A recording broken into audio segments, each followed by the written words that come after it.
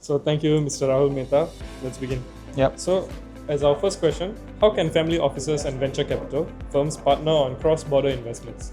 Cross-border investments, especially in countries like Singapore, right, which are capital-rich countries. There's a lot of capital sitting there, a lot of dry gunpowder looking to be deployed. Whereas countries like the countries in Southeast Asia, India especially, there is a need for capital to be deployed there. There are lots of opportunities, entrepreneurs which are working there.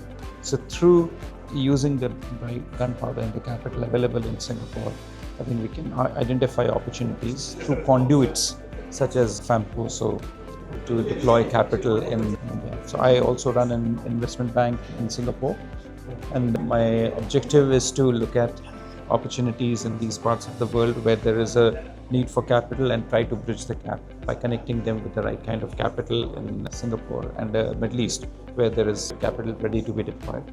Okay, thank you for your insights. So as our second question, what are some key insights you gained from cross-border investments? Key insights from cross-border investments. Cross-border investments tricky for the reason that you need to be very aware of the currency risk which is there. So that needs to be managed well. That's number one. The other thing is that we definitely need a local partner and local knowledge to be able to invest in certain countries.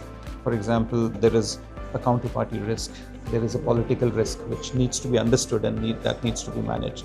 So that is an important part of it. And there are also ways of working in certain parts of the world.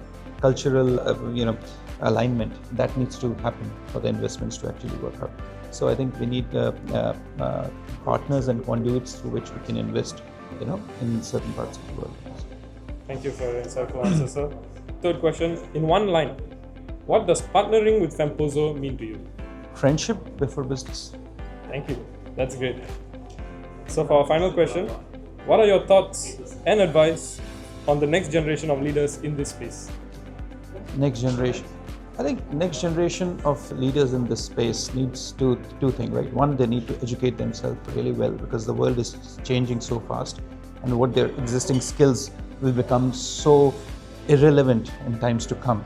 So I think the important thing is to be able to understand the human element, which will continue to be there. So to be able to understand, for example, a founder, his mindset, his approach, which is different from numbers, which is not getting reflected in his balance sheet or in his financial model or on his pitch deck.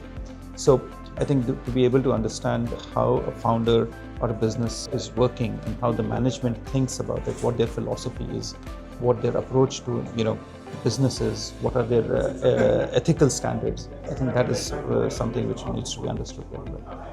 Thank you, Mr. Rahul Mehta, for your time. Most welcome, sir. Some lovely insight.